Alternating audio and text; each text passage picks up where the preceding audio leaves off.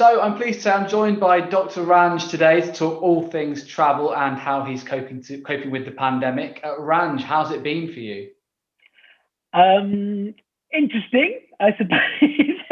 um, it's different. It's a different experience for all of us. Our lives are completely turned upside down. We can't do the things that we used to enjoy doing. I've been very lucky that I can still go to work and get out and about and have some contact with people. But I know that many people aren't in that situation. And it's really, really difficult for some. Um, yeah, so I guess we're all coping in our own individual ways. And I guess as a medical professional, it's no easier and in fact potentially harder. You see a lot of medical professionals really struggling with their mental health at the moment because of what's going on, what they're witnessing on a daily basis. Yeah, I mean, there's a phrase called caring for the carers. Who cares for the carers? So we, as medical professionals, are responsible for the health and well-being and safety of everybody else, the population. But what people, I think, mustn't forget, although that's really, really important, what people mustn't forget is that actually healthcare professionals right now at the peak of um, the pandemic this time round, this surge round, things are pretty tough and harder than they've ever been before. And that's having been through this over the last year or so already. People are exhausted. They are functioning, at the end of their capacity now. And we mustn't forget that sometimes we have to look after the people that look after us as well. Yeah, absolutely. And I guess, that leads to everyone needing a holiday, needing time off, Yes. needing a break, needing a Yeah, vacation. absolutely. But right now we Absolutely. can't travel, which is, a kind of annoying thing, but something that's really important that people stay at home right now, knowing that they will be able to travel soon in the future once things are a bit rosier. Yeah. So I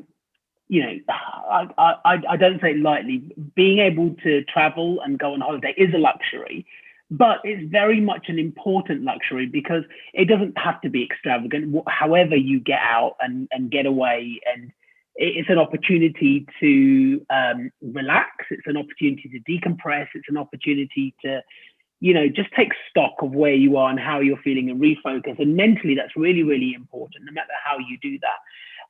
But right now, the advice is very much to stay at home and as much as you can, and only go out if you have to. And there are huge, obviously, significant travel restrictions internationally, and they're all there for a reason because we can only start traveling and going on holiday again once we have got into a better situation when it comes to this global pandemic. And the only way we can get into that better situation is for us to control it now. So we have to follow these rules.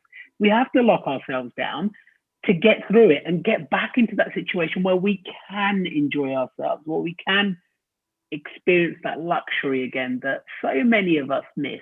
And yeah, I'd love to get back to that as soon as possible. But I know things, we have to go through the tough times first of all. And let's be honest, there's been quite a lot of controversy recently about people traveling, especially in the LGBT community, traveling across borders. A lot of Americans Yeah, have been going down to Mexico to circuit parties. The message is that is not okay. Is that how you feel? absolutely. Absolutely. We, as LGBT plus people, we should know better. This is not our first pandemic. And we should know, especially because what coronavirus has done is exposed inequalities.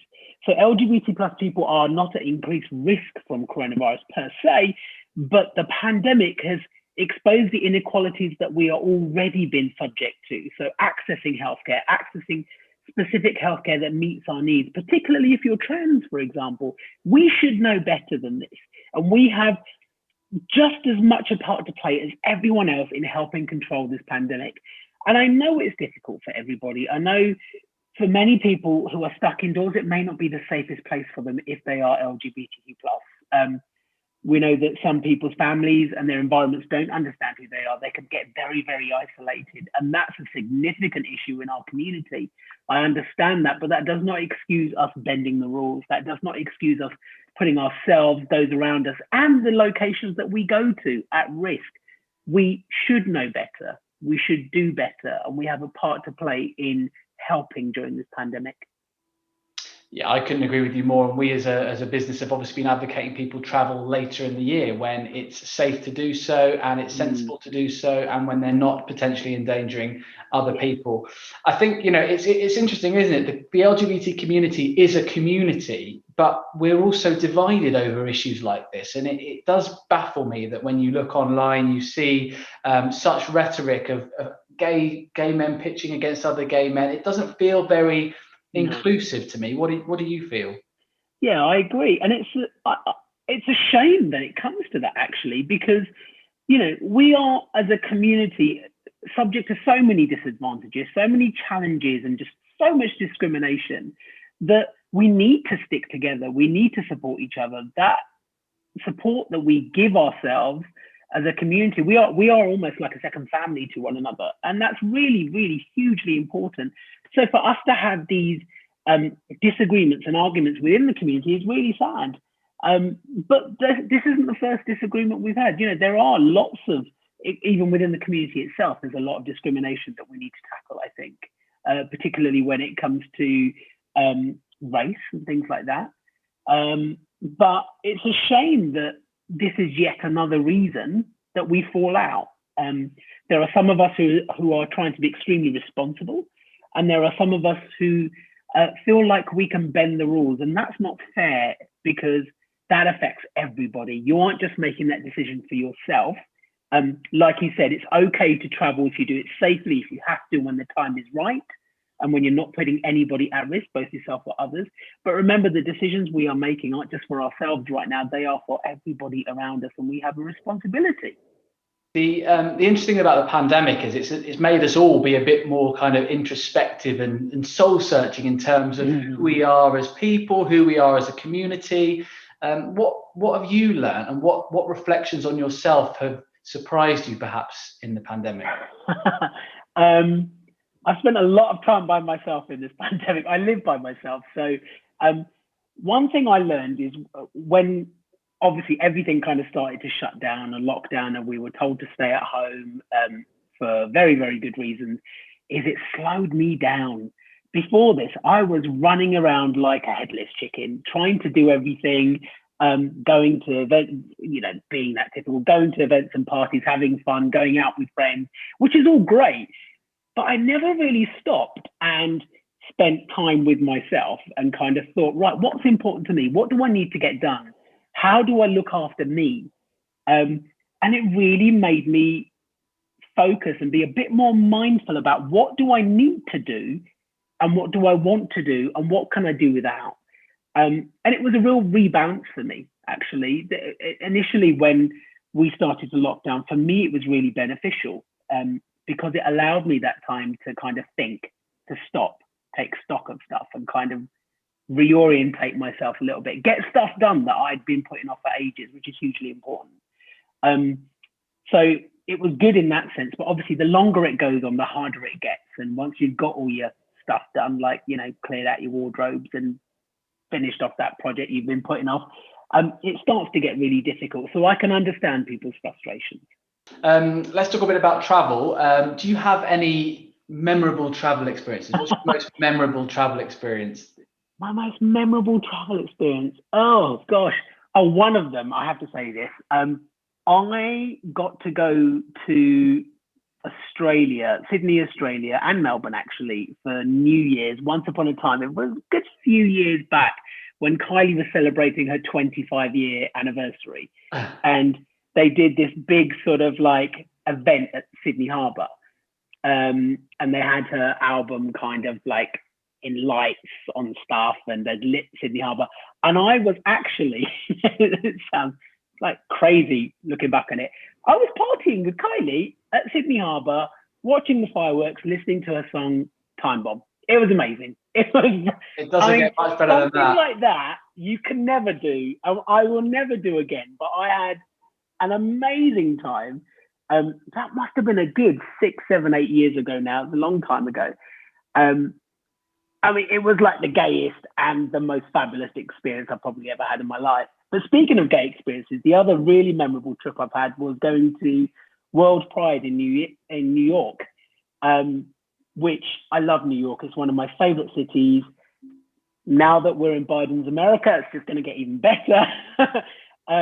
And being there for World Pride was so important, seeing all of these people from around the world come to this amazing city and just celebrate diversity and inclusion and having fun and love. That was a really special experience for me. What about any things that when you travel, anything that makes you self-conscious, anything you think about as a gay man or as a person of color that you might not think of if you were a straight, white, cis man?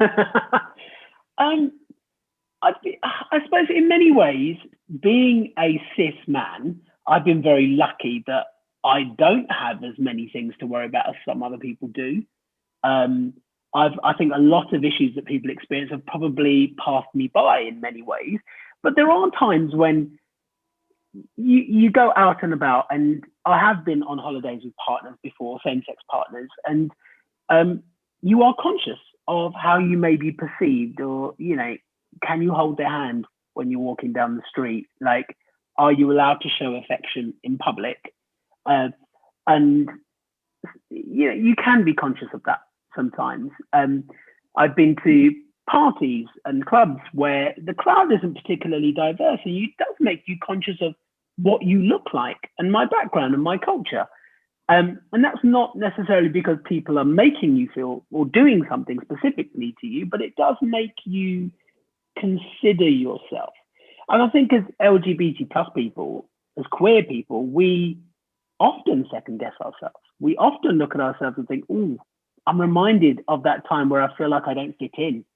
And we're acutely aware of that. That doesn't happen to me that often. I've been really lucky in that sense, but I do know that certainly my trans friends, it's almost an everyday occurrence to them, because the world isn't yet a welcoming place for trans people. And that, I think, is really, really sad. Have you had any hairy moments yourself when traveling, when being in another country? I've had any hairy moments, only with an elephant. Well, you have to tell that story now. Well, I went to Sri Lanka a few years back, and it's a beautiful place. It was gorgeous. Beautiful people, very, very kind, a beautiful country. And obviously I went on a safari, like a jeep safari thing, where you go through, these parks, and you're surrounded by elephants, and you get to see this incredible wildlife. And I was there in the jeep. It was just two of us and the driver. We were in the back with everything is exposed. There's no roof, there's no walls. The driver's in the front, completely secure and safe. And I had my packed lunch and stuff, because you've got to take that with you. And there were all these elephants. I was like, this is amazing, it's amazing. And this huge elephant was starting to slowly come towards us. And I was like, wow, isn't that amazing? How cool is that? And it kept getting closer. And I was like, but we're going to drive off any second now, aren't we? We're about to go. Well, we didn't. The elephant came closer and reached in and was trying, what I didn't realize, was trying to grab the packed lunch. Oh, no. I'm guessing they must have a really good sense of smell, because they couldn't see in. Anyway, turns out it grabbed my leg instead. And I came very close to peeing my pants, because this huge elephant had basically stuck its head inside this jeep, grabbed my leg, and I honestly thought, that's it. I'm going to be a statistic. I'm going to be on the news. They're going to be like, yeah, silly tourist went on a holiday, got killed by an elephant. Well, at least it would have been a good way to go. If you're going to go, that being killed by an elephant in Sri Lanka would be, not a bad one. There are worse ways to go, aren't there? Totally. So if you had to choose your kind of perfect trip, what do you go for? Is it a beach break? Is it a city break? What tickles Ranj's fancy? It depends. I'm not a massively beachy person. I'm not the most body confident person, so I don't like to go to a beach and just take all my clothes off, and and I can't really swim, so that kind of precludes that idea a little bit. But every now and again, I like places that have got both. So have got the city element and everything that brings with it. Like a Barcelona type feel. Yes, exactly, like a Barcelona type feel. Yeah. Perfect example. And has that sort of relaxing side to it as well. I'm probably more of a city person, I think. I mean, I live in London above a roundabout. It doesn't get busier than that. Um, but every now and again, it is nice to go somewhere a little bit quieter. I just can't do it for very long. I grew up in Kent. It's really quiet all the time. And I moved to London to get a bit more action. So I like the hustle and bustle of city life, hence probably why I like New York so much. Yeah, sounds great. A lot of people in this pandemic have, again, had a chance to think, right, I haven't been able to travel for a year now. As soon as I can, I know exactly where I'm going, I know exactly who I'm going with, I know exactly what I'm doing. Please tell me you have a plan, Ranj. Please tell you. Well, there's a few holidays that I have to cancel this year. Okay. I was supposed to go to Mykonos when everybody was going to Mykonos at one point. Well, that I cancelled that because it was not a good idea. It had been pre-booked, so it wasn't. It looked very busy in Mykonos, although still not as busy as it normally is. But yeah, it's still, there were a lot of people there this summer. Yes, there were a lot of people there, so I cancelled that. I was supposed to go to Brisbane to see one of my friends, and that had been several years in the making. In the planning, and sadly that got cancelled as well. So it could be that. But I have tentatively booked Ibiza later this year. There's a big drag party happening in Ibiza. Amazing. And I'm hoping by then we will be allowed to travel. It will be safe, and we'll be able to enjoy it and just have a good time, and not have to worry about everything that's been happening. So it might be Ibiza if it's safe to do so. I mean, you're not in the kind of inner circle of government, and you're not, you're not the chief medical officer. But if you were a betting man as a doctor, do you see a way out of this now, where we can get back to normality, hopefully in the not too distant future? Yeah, definitely there is. And my point still stands, is that the more we obey the rules right now, the quicker we can get to some modicum of normality. But if we don't obey the rules, this whole thing lasts longer, and we are in restrictions for longer, which is, disappointing all round for everyone. There's real hope on the horizon. There really is, with the development of new treatments for coronavirus and COVID disease itself, with the development of vaccines and the rolling out of vaccines. We can only be in a better position. What we can't say is how long we'll be in some sort of restriction and what level those restrictions will be in. I'm hopeful. I am hopeful, and I know this is completely plucking it out of the air, that by this summer, we might have a degree of freedom. There will still be some restrictions, I think, to some extent. We won't just be able to do what we used to do back in 2019. But it's going to be a stepwise approach. And it could very well be, and people need to accept this, that much like we live with flu and it becomes a seasonal thing for us and we learn to control it and live around it, we may end up in a similar situation with coronavirus. But that doesn't necessarily mean things are going to be dispatched. It could just be something that is in the background that we learn to live with, that becomes a seasonal thing, that becomes an everyday part of life. And, and we manage it as best we can and keep people as safe as we can, much as we do with flu. I mean, let's leave it on a positive note, but it does sound like you're saying that, social distancing, that new phrase we've all learned in the last 9 months, could be a thing that we have to stick to. What does it mean for people? Are we going to be able to get back into gay bars eventually? Are we going to have big parties? Are we going to be able to go to go and party in Mykonos? Maybe not this year, but at least in years to come. Absolutely. We will definitely get back to being able to be close to people we love and our friends, and being able to hug and more if you want to do that. We'll be able to go out and enjoy ourselves. That will happen. That will happen. This isn't something that we're going to have to live like permanently, but it's really difficult to say when that's going to be. I'm hoping it's in the near future as opposed to thinking about years to come, because I really need to hug someone soon. I hear you. We will hug each other soon, Ranj. We will see each other and we will hug each other soon. Thank you so much for talking to Travel Gay. I really appreciate your time. My pleasure. Thank you.